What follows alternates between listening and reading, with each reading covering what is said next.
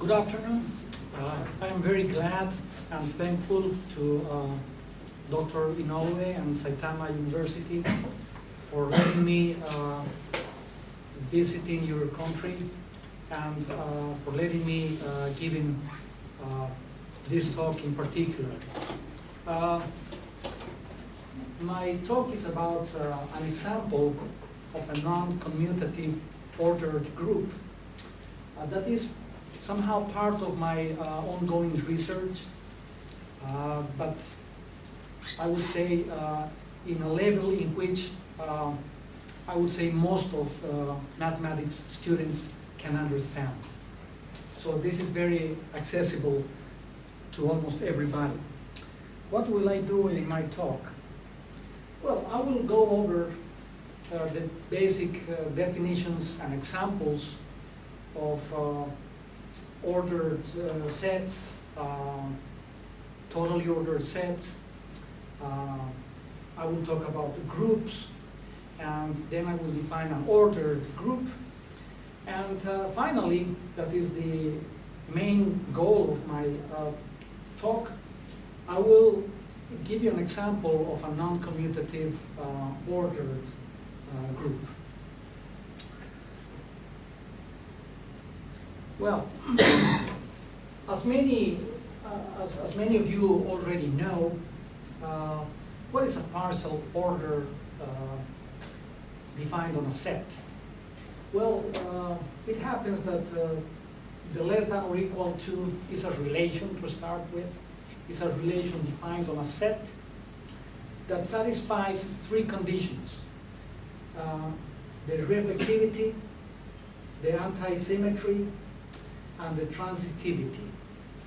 And I think most of you know about this, right? Okay, so you have the definitions. So a relation that satisfies these three relations is called a partial order.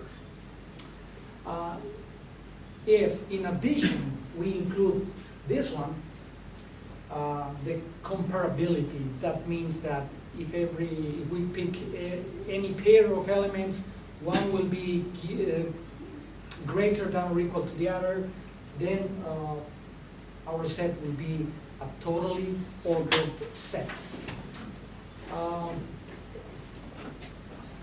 I will skip some of the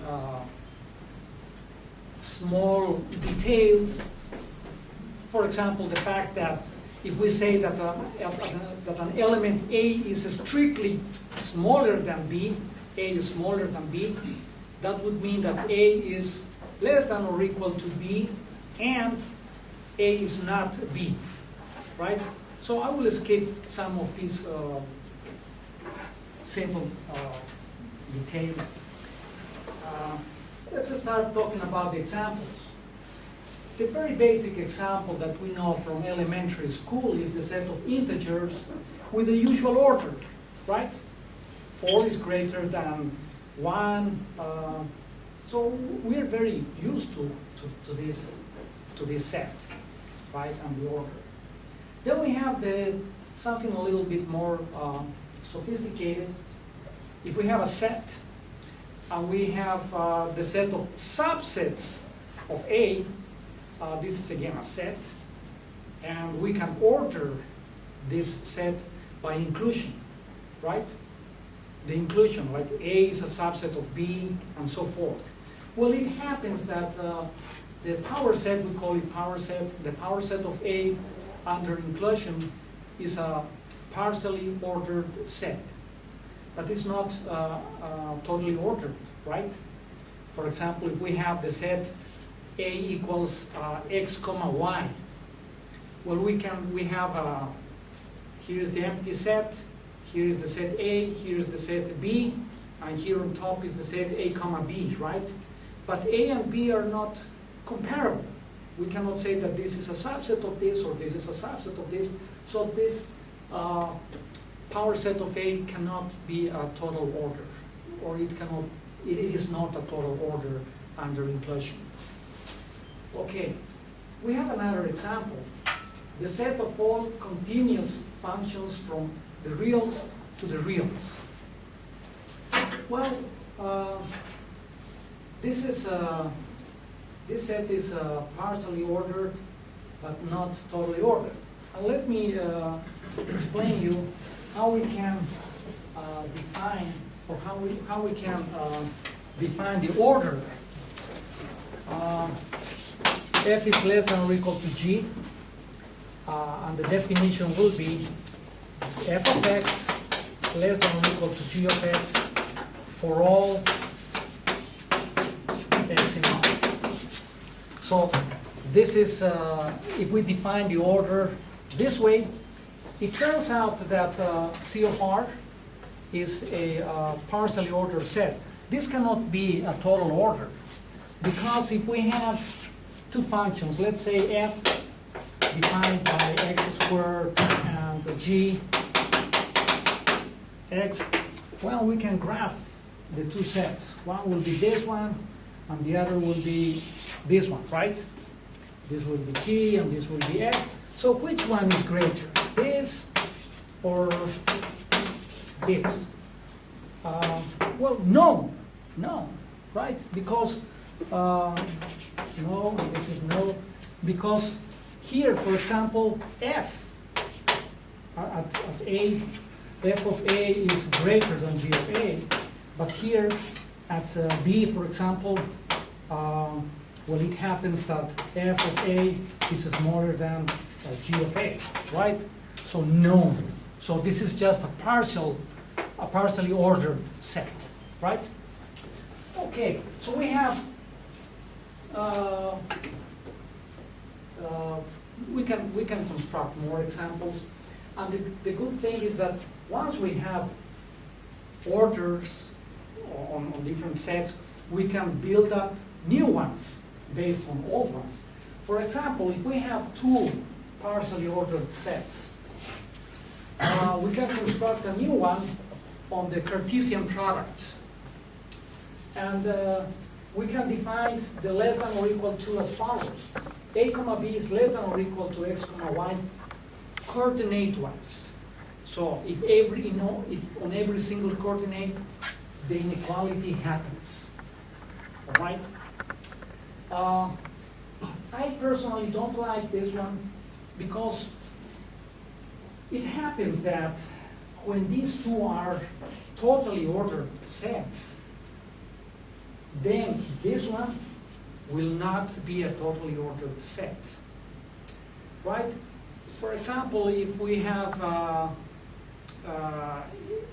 that a and x are not comparable and b and y are not comparable, well, one thing. What happens if we have two elements? What about if A and X are comparable? Because we said that A1 and A2 are totally ordered sets. So what about if this happens? And B is greater than Y. So this, no, this, no, right? So we cannot have that the product will be a totally ordered set. So we can define another one. We can define what we call the lexicographic order. So how do we define the lexicographic order on the Cartesian product? We compare first the first coordinates. That is, we compare the coordinate A with the coordinate X.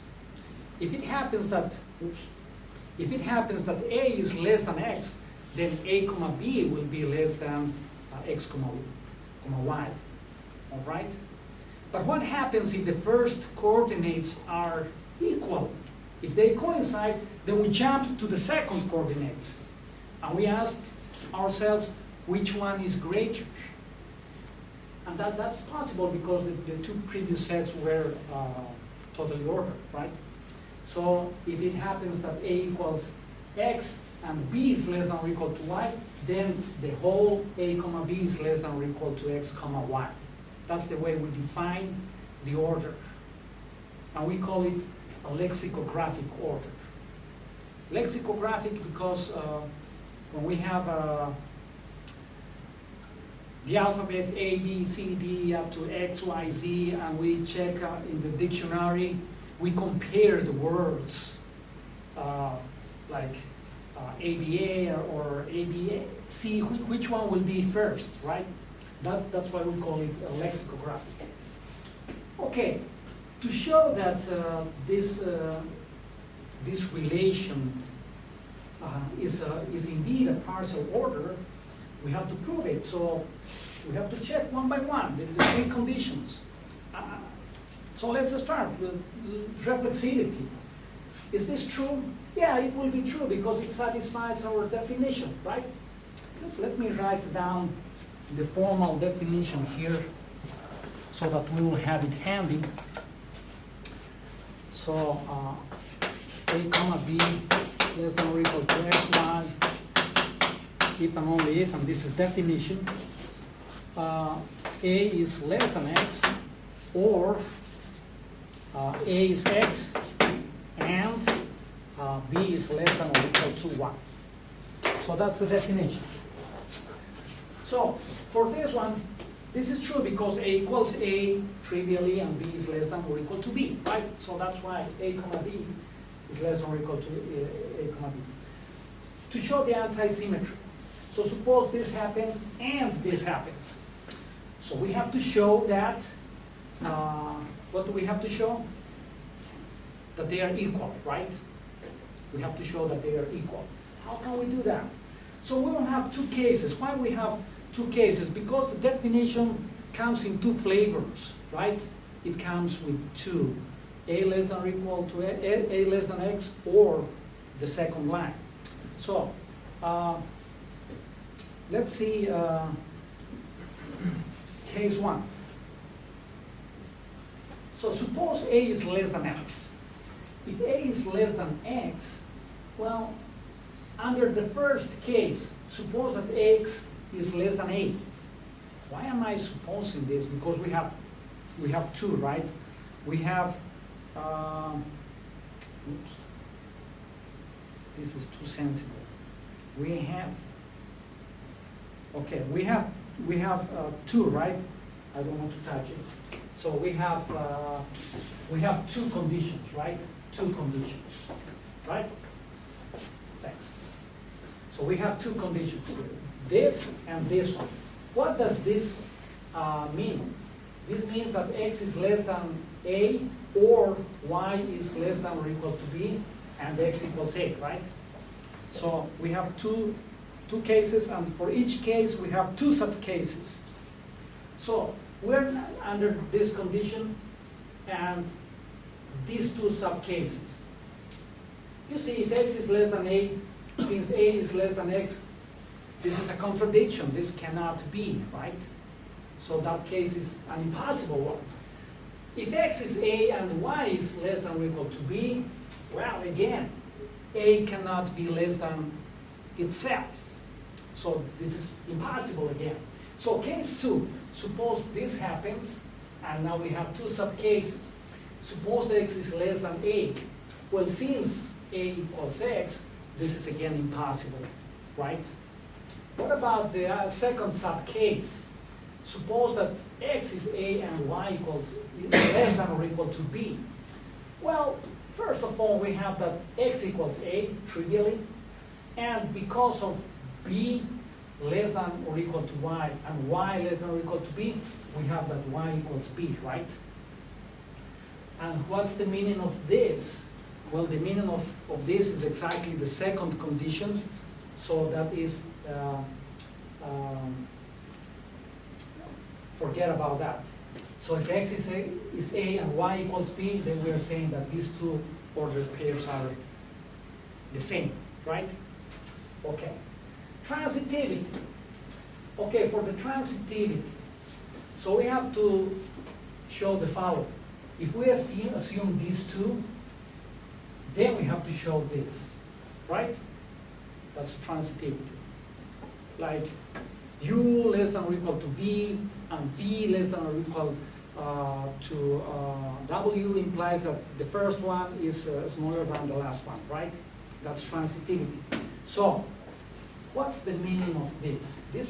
This would mean A less than or equal A less than S, or if A equals S, then B should be less than or equal to T, right? That's the way I have defined the order. And something similar for this one. Okay, based on these two hypotheses, we have to show this third inequality. Let's see how it works. Okay, so under the first case, if A is less than S, we have two subcases. Suppose S is less than X. Well, here the transitivity on the first set, A less than S and S less than X, would mean that A is less than X, right? That is here. Therefore, A comma B is less than or equal to X comma Y. Make sense? Is that okay? If you have any questions, please just stop me, raise up your hand, and I will be more than glad to explain you again what's going on. Case 2, the second subcase, not case 2, but the second subcase under this one. So suppose S equals X and T is less than or equal to Y. Why am I saying this? Because you see, I'm working on these two subcases. The first one was S less than X, and the second one is S equals X and T less than or equal to Y. We're under that second subcase. That is this one, right? Well, if this is the case, then again, if A is less than S and S is X, A is less than X.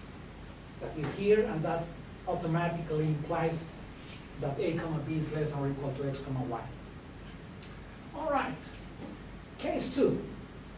What's case 2? So case 2 is A equals S and B is less than or equal to T, right? That is right here. And two subcases for the second inequality. And we have the two of them here. What happens if S is less than X? Well, if S is less than X, you see that A equals S and S less than X means that A is less than X. That is here, and that automatically implies that A comma B is less than or equal to X comma Y. For the second subcase, that would mean S equals X and T less than or equal to Y. Well, A equals S and S equals X would mean that A equals X, that is here. B less than or equal to T and T less than or equal to Y would mean B less than or equal to Y, and that's here. But these two are exactly those ones, right?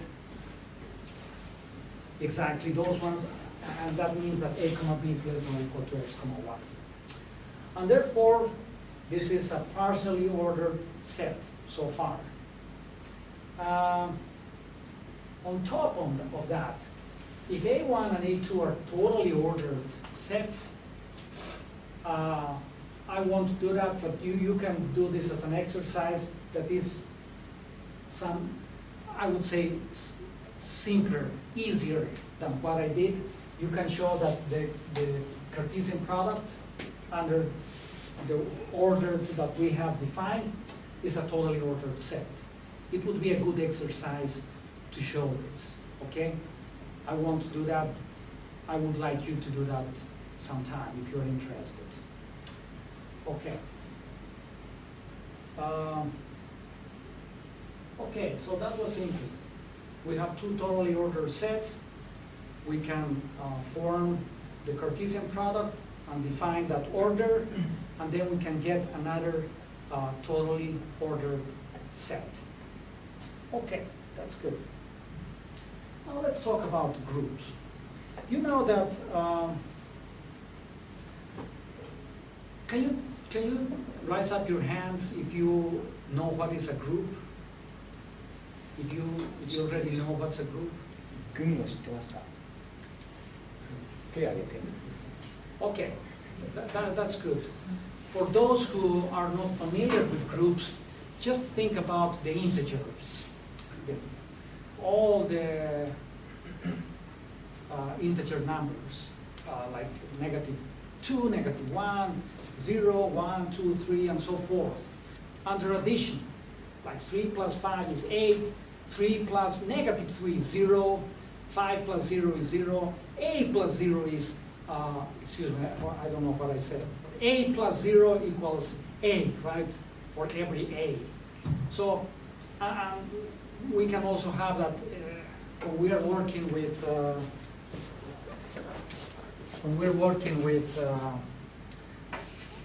the parentheses.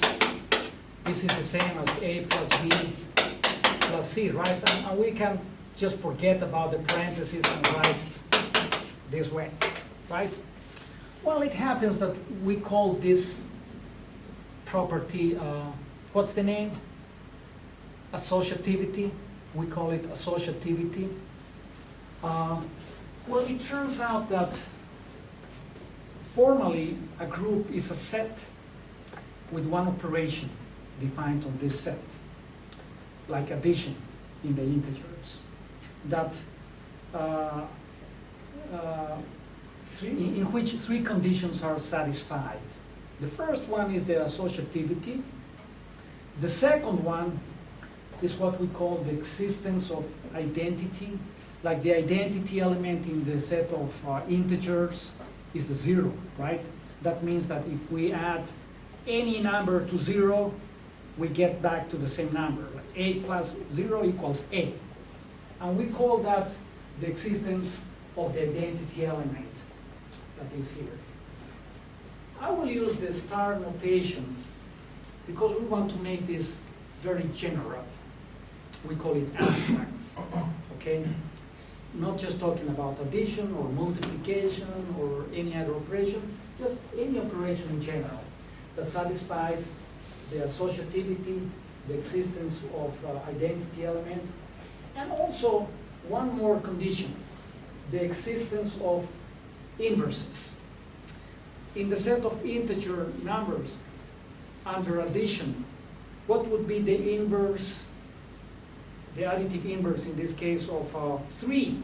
It will be -3, right? Because if we add both 3 plus -3, it's 0, it's the identity, right? In general, A plus -A is 0. Okay, and we call that the existence of inverses, and that is the third axiom, let's say, for groups.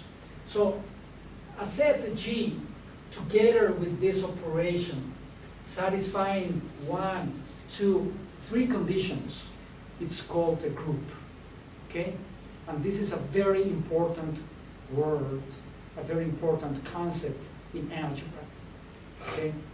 Maybe the most important one. Okay, and we will use this notation, okay? G comma star. If in addition we have this property that we like, and that we are used to it because most of the groups that we know enjoy of this property. We call it the commutativity, okay? Like the integers. In the integers, 3 plus 5 is the same as 5 plus 3, and in general, A plus B is the same as B plus A, so it's a commutative group, right? Well, we will see later that not all groups are commutative. We will find out somewhere that the existence of groups that are not commutative. Okay, by the way, when a group is commutative, we also call it abelian, okay, due to a mathematician. Okay, here we have some example of groups that you know. I was talking about the integers under addition. Then we have the rationals under addition, that is also a group, because if we add two rational numbers, we will get again a rational number, right? The reals with addition, the complex with addition as well, right? Do you think this is a group? the set of real numbers without the zero under multiplication. The operation is well defined, right? Because if we pick two non-negative real numbers and we multiply them, we will again get a non-negative, a non-zero. I don't know what I'm saying. A non-zero real number, right? If we multiply two real numbers, both of them not zero, the product is again a non-zero real number. So it's well defined. The operation is well defined. What associativity? Yeah, because it's multiplication. What about the existence of the identity element? Yeah, 1, right? And what about the inverses? The inverse of 5 would be 1/5, right, or 1/5.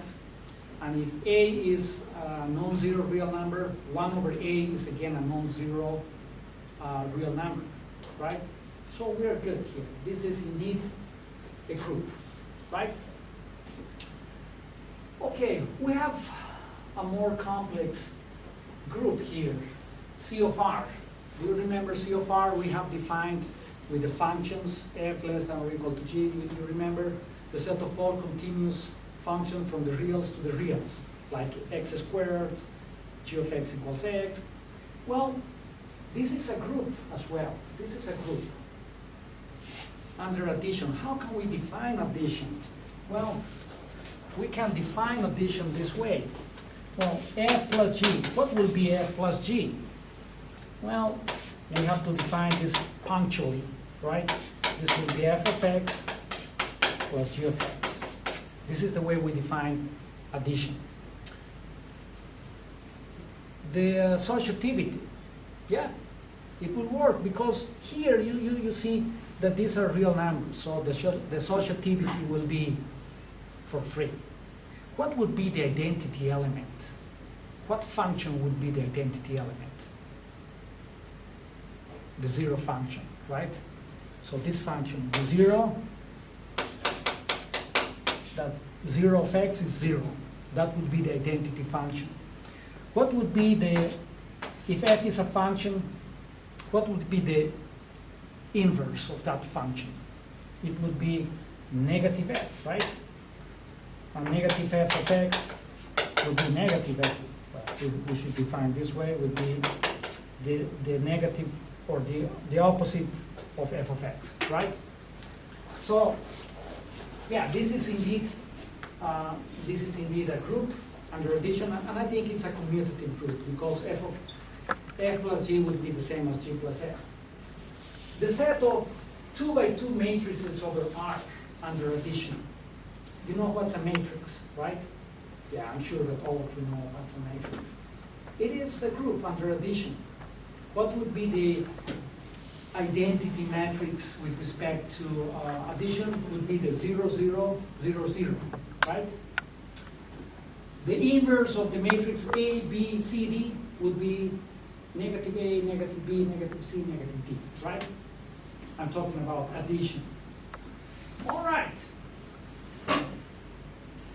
Suppose that A is a set, and we construct the set of all bijections. What do I mean with a bijection?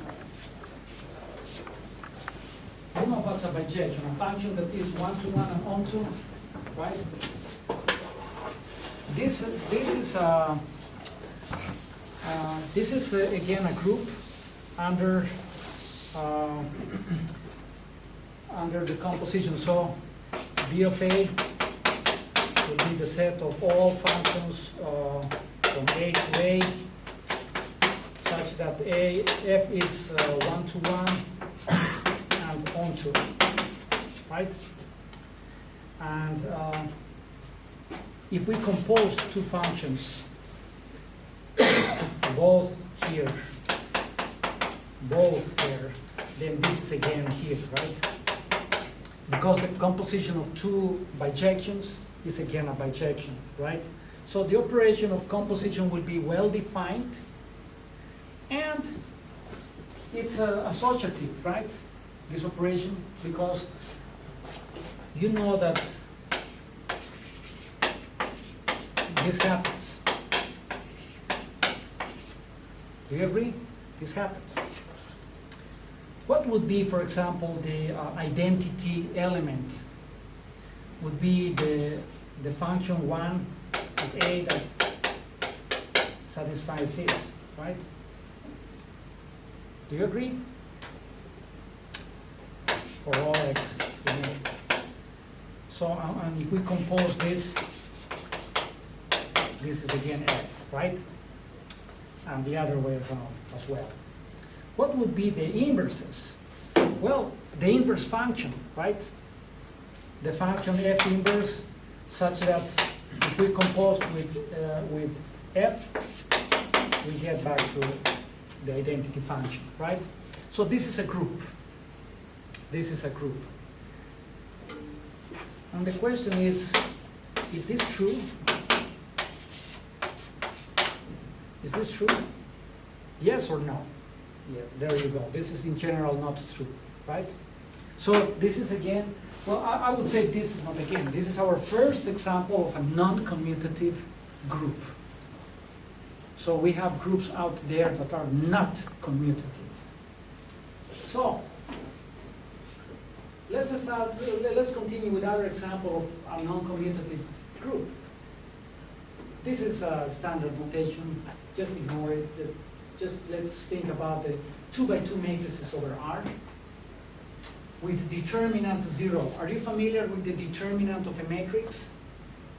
Okay, so if the determinant is not a 0, it is granted that the matrix will be invertible, right?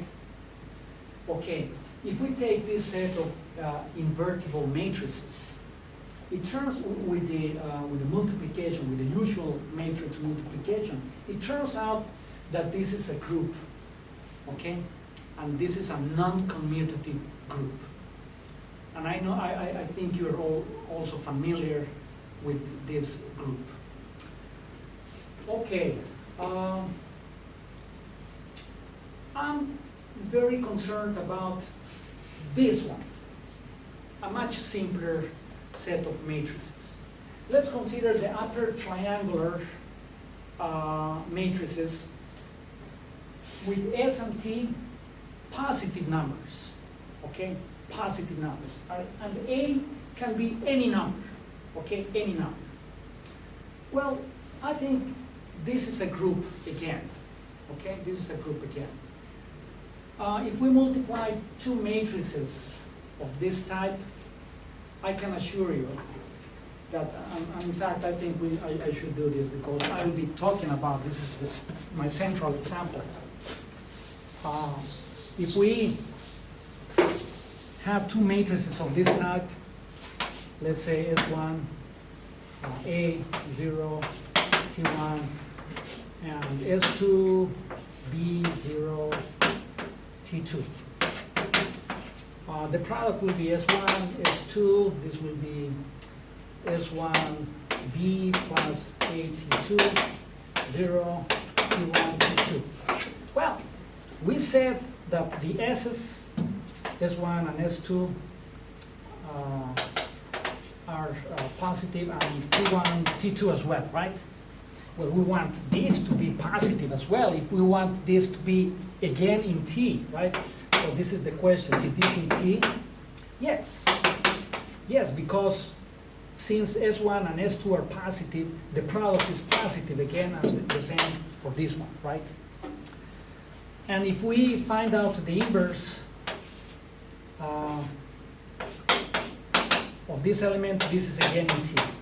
And you can easily verify that, okay? This is, yes. Okay. And of course, the matrix multiplication is associative. It has the identity element. What would be the identity element? The 1, 1, 0, right?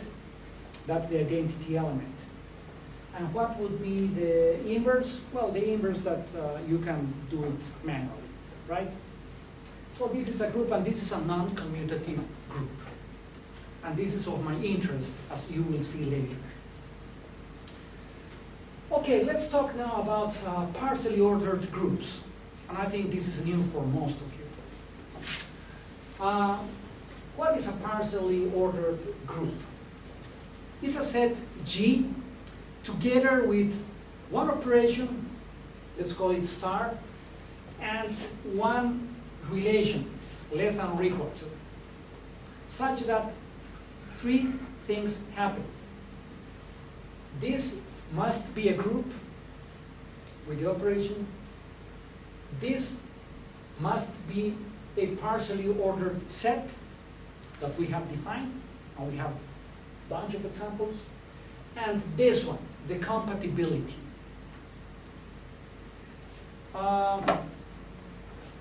This is very natural. This is when I'm doing research about this, I feel very comfortable because this is very natural. This isn't forced.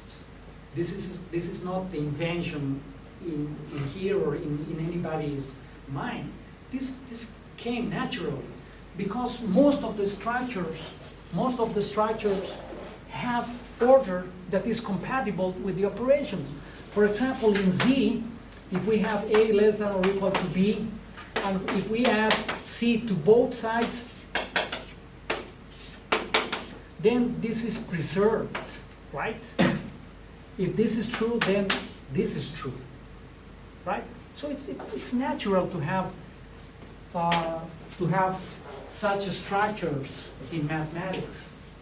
So this is the compatibility. If A is less than or equal to B, then multiplying times C from the right shall preserve the inequality.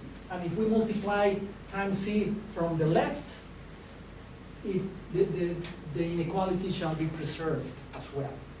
But we have to be careful, so we have to consider two of them, because nobody told us if the group is commutative, right? So we have to think about both. Okay, and we will denote partially ordered groups this way. All right? If in addition, this is a totally ordered set, then we will say that this structure is an ordered group. Okay? And these ordered groups comes in two flavors. They can be commutative and they can be non-commutative. Now, about a couple of years ago, I was giving a talk in a conference, and I was talking about totally ordered groups. I was talking about ordered groups, showing some of my research. And somebody asked me something really interesting. This person asked me, can you give us a simple example of a non-commutative ordered group? And I didn't have the answer that time. I had plenty of examples, but using heavy machinery, heavy math machinery, like semi-direct products and examples that you cannot really see. So when I got back home that day, I was thinking about, yeah, I should come up with some easy example.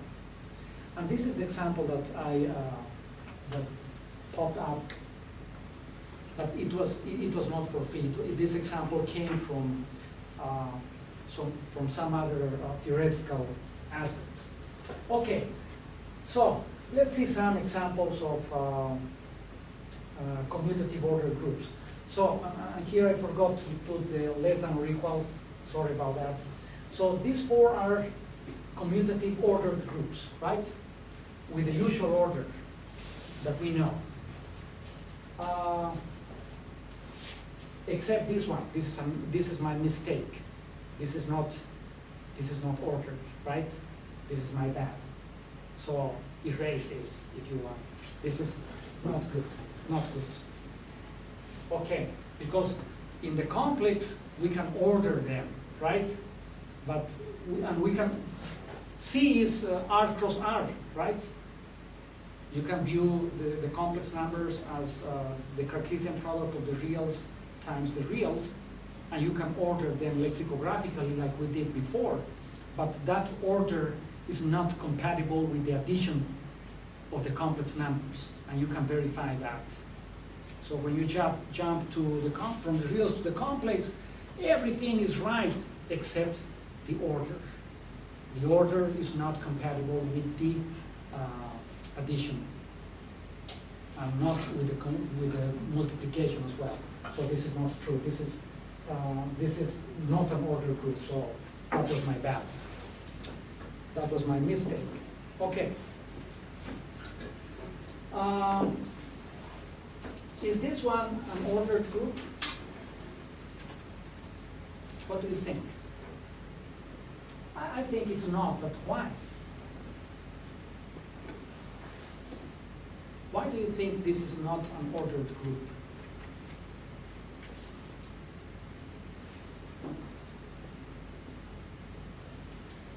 Do you have an idea?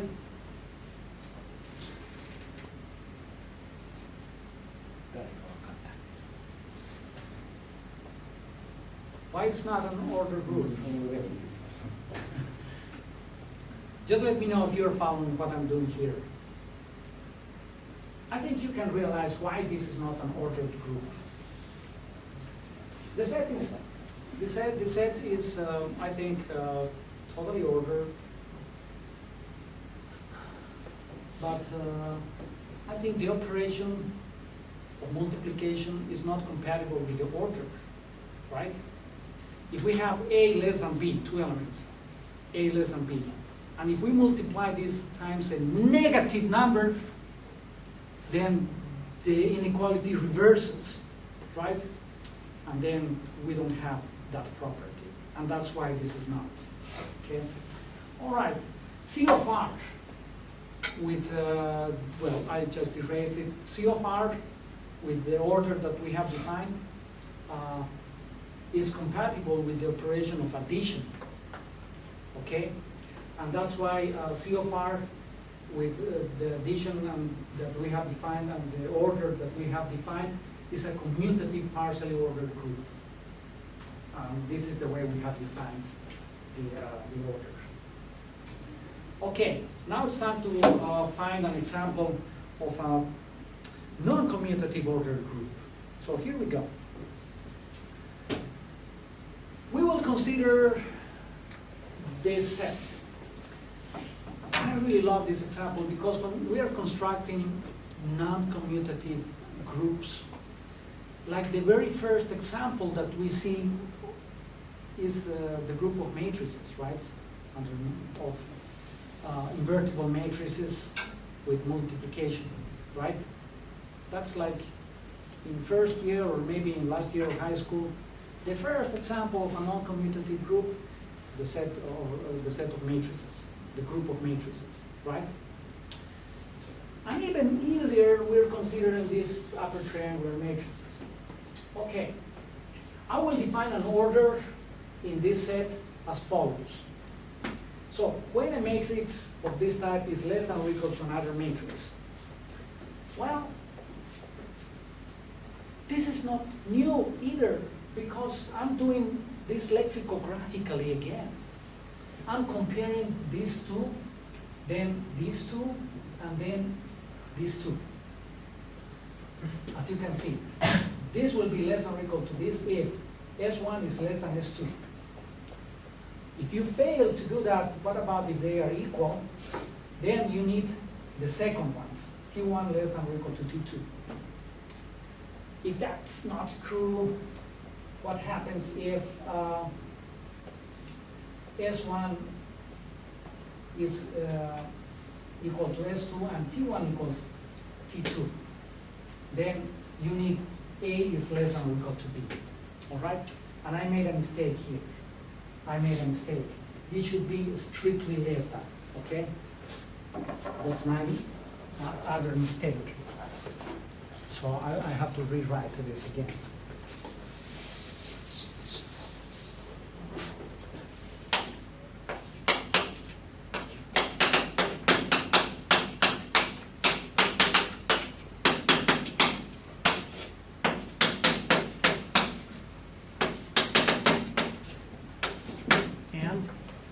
T1 less than T2, not less than or equal to.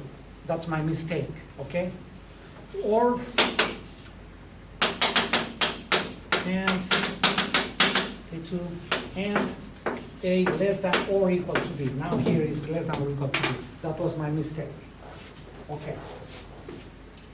So we define the order this way. And we will show that this set, together with the matrix multiplication and the order that we have defined, is a non-commutative ordered group. To prove that this is a totally ordered set, just totally ordered set, the proof is very similar to what we did for the lexicographic order. Okay, cases in this, for this particular, we will have 3 cases, and each one having 3 subcases. Okay, it's routine. It's very straightforward, and I invite you to do that at home. It would be really interesting. Okay, all right. So once that T with the less than or equal is a totally ordered set, and having that T with the matrix multiplication is a non-commutative group, what is left to show is to check that the operation and the inequality are compatible, right? That means if this is less than or equal to this, then by multiplying times a third matrix from the right and from the left, then the order is preserved. This is what we have to show, right? And I will let you know how this works. Okay, so I will show this one, okay, this one. This product is here, right? Simple. And this product is this one. So we have to show this, okay? And also the second one, but I will focus on this one first. Okay, so let's show this one. We will have 3 cases. Suppose S1 is less than S2. So we're under this case. That's why we have 3 cases, 1, 2, and 3, right? Suppose this happens. Then, since S3, all the S's and T's are positives, right? Since S3 is positive, we can multiply this times S3 and we'll have this inequality. And therefore, this first entry and this first entry, this is less than or equal to this, and so the whole matrix, and so the inequality is preserved for the matrices. For the second case, that is the second line over there, if S1 equals S2 and T1 is less than T2, well, multiplying this times S3, we have this. And since T3 is positive, we multiply this inequality times T3 and we get this one. So we will have that these two are equal, but this is less than this one, so we have this inequality, right? For the third case, suppose this equals, and A is less than or equal to B. Well, again, multiplying this times S3, we got this. Multiplying this times T3, we got this. And since T3 is positive, we multiply this times T3. Right? We have this. This is true. Now, since this equals, multiplying times C, we got this. Now we add this and this, and we get this new inequality. Based on this and this, we get this. Is that okay? So this equals to this equals to this, but this one is less strictly, or less than or equal, excuse me, to this one, and therefore we get this inequality. And this is the proof that the operation is compatible. For the second inequality, the proof is very similar. Very, very similar. Okay? So this is a proof of my example that this is a, there is a non-commutative ordered group. very simple, using basic techniques. The last thing, you can extend this if you would like to go farther. You can extend this to n by n. Here anything, and here zeros. If you define your set this way, under multiplication, and if you define the order coordinate-wise, first try this one, this one, this one, this one, then this one, this one, this one, and so forth. Lexicographically, you will get exactly the same results. You will have a bit more complex example of a non-commutative ordered group. And there are others as well. And if you want to jump to rings, if you know what's a ring, it would be interesting to find out a simple example. And these are new. You won't find these examples in the literature. These are original examples. Okay, thank you very much.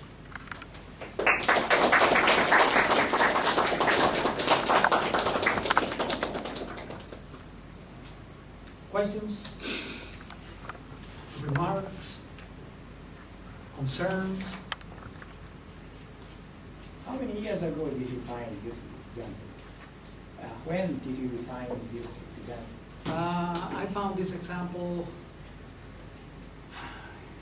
in 2000 and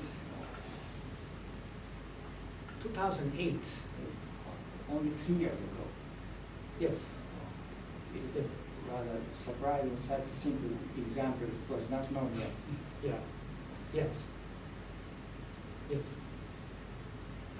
There is a lot of research that is ongoing on ordered groups that nobody ever cared about finding easy examples. And at present, I'm working on easy examples for undergrad students so that they can really see what's going on there. Yeah, it's really neat.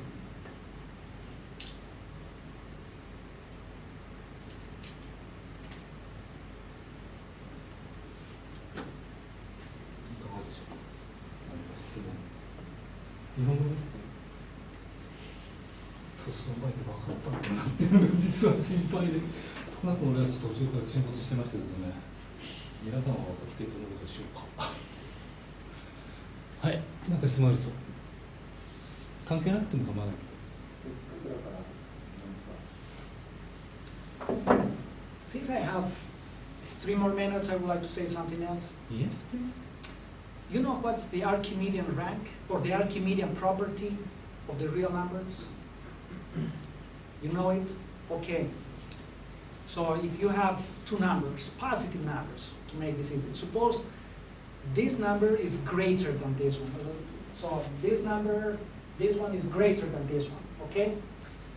It doesn't matter how greater is this number with respect to this other one, we can find always a natural number that natural numbers times this number will exceed this one, right? You see what I mean? That is the Archimedean property of the real numbers. Well, it happens that in these examples are not Archimedean. Not Archimedean. Okay? And it would be interesting if you find why this example in particular is not Archimedean. Right? That would be like a homework if you want.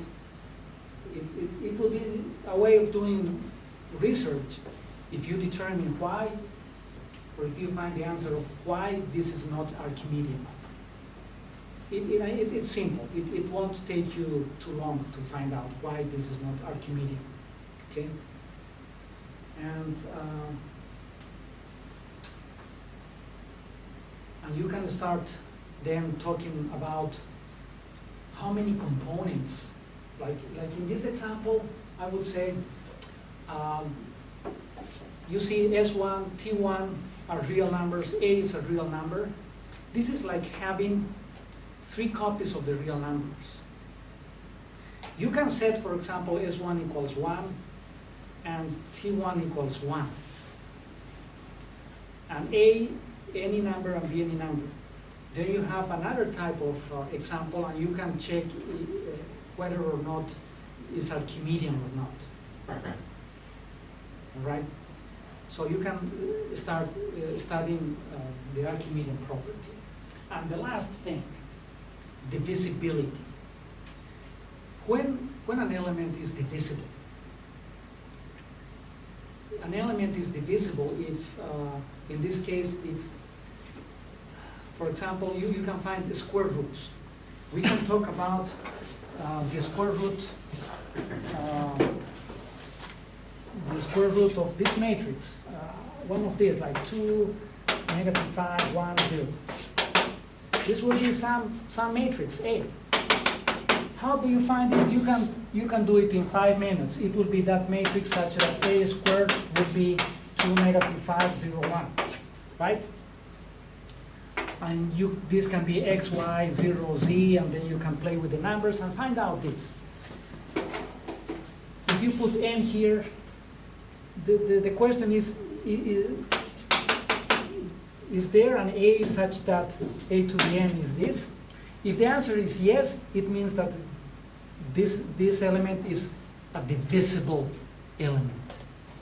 And if this is true for all the elements in the group, then you call that the group is a divisible group. And I challenge you to show that this T, this example, is a divisible group as well. Okay, that would be a good exercise. And if you do that, you are already doing research. Because I think this is, nobody has ever published about this. Right? Okay. No, I'm really done. Thanks. Any other questions? Okay? Okay, thank you very much. So, ちょっと待ってくださいね。You are teaching this kind of lecture to your student? No. No. Sometimes. This is coming from your lecture? No, your research. My research. I yeah. see. Yeah. So you are working in the department of mathematics. Yes. How many? No, 4 years. Yes. I see. This kind of lectures can understand for all students in your college, mathematics. I would say the math majors, students of mathematics that are in the 4th year, maybe in the 3rd year, yeah, they will understand. They would understand this. So in that case, this is a little bit difficult for the 1st year, 2nd year student. Absolutely. In your university or college. Absolutely. I see. Yes. Yes. Briefly, could you please introduce your department of mathematics? Yes. And your college. How many students coming into your university and how many students can graduate from your university? Okay. At Columbia College, in which I am a professor, we have a mathematics program that is not big. It's a small program. We do not have a graduate program. This is only for undergrads. We have about 25 students, and we graduate about 3 to 4 students each year.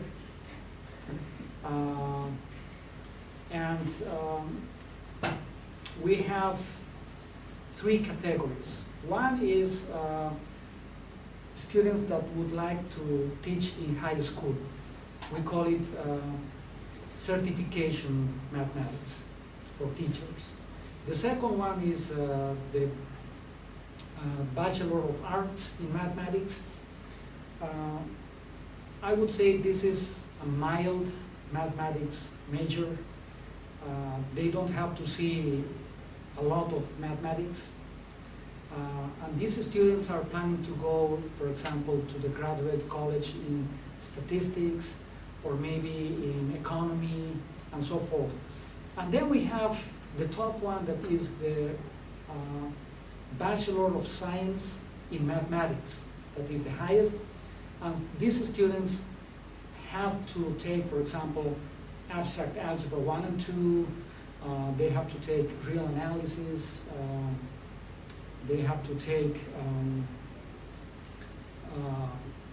elective courses like topology or differential geometry. And for example, these students would be able to understand what I did. And in fact, one of my students did her research project on something similar to this. They need to do a research project. And these students are willing to go to a PhD in mathematics. These are the selected group. We have at Columbia College it's a small college, we have about 1,500 students. It's a private liberal arts college. And the interesting thing is this is a women's college. It's weird that in the United States we have just women's college. Exactly, we have 53 in the United States, 53 women's college, and one of them is Columbia College. But the evening college, because we have an evening college within the college, and this is co-ed, that means it's for men and women, but it's very few and it's just a part. But the main college is just for women. What else I could say about the level, the academic level of the students is low. In South Carolina, we have problems with education. Students in the first semester, they don't know about matrices, for example. They don't know about calculus. Sometimes very few students already know about calculus and matrix algebra because they took, when they were in high school, they took advanced courses. In the United States, we call it AP courses, advanced placement courses. If you're a good student in the United States, you can take courses from the universities and get credit when you go to college for free.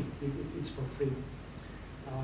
Because college is very expensive in the United States.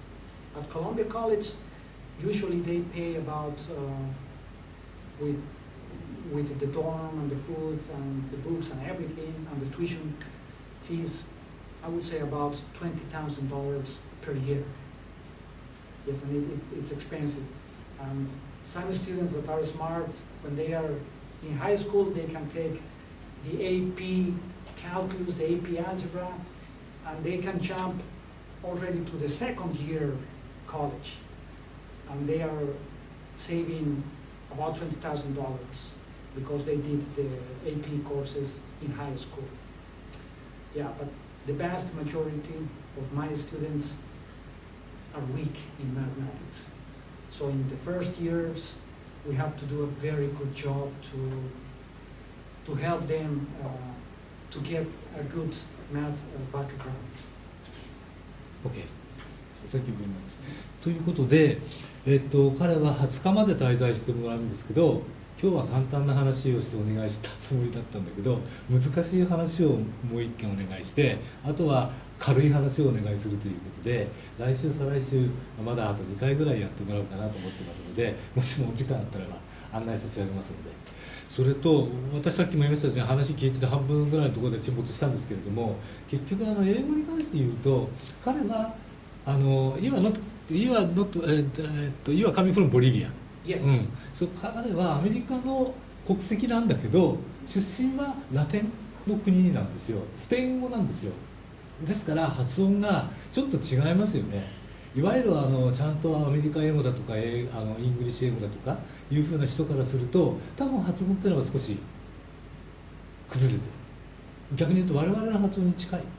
だから多分聞きやすかったんじゃないかなっていうところがある意味この講義のいいところだったのかもしれないです。まず聞けないと内容わかんないじゃないですか。そういう意味でだから聞きやすかったのはいいかもしれないけど、また他の人が喋るとそれこそアメリカ人とかそうするとちょっとまた聞きにくくなっちゃうかもしれないけど、まあいろんなところで英語っていうのは使われますから。最後に悪いんだけど彼は記念にあなた方と写真を撮りたいというふうに言っておりますので、すいませんが前の方にベーッと言ってもらって、で1枚撮らせてもらいますので。OK、take a picture。じゃあ皆さん。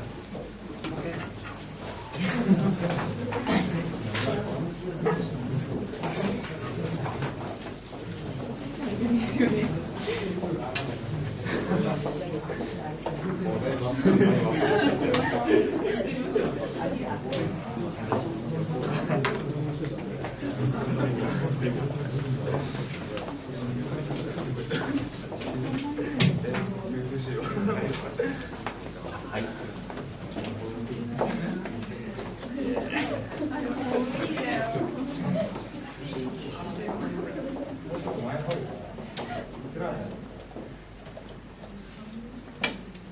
ちょっと寄っていただいていいですか。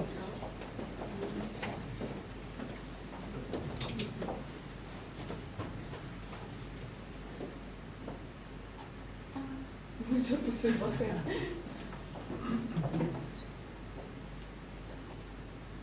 ます。3、2、1。もう一枚。すみません。はい、いきます。3、2、1。はい。確認してもらっていいですか。確認するまでもジョナスさん確認しますよ。もう一枚いきます。すみません。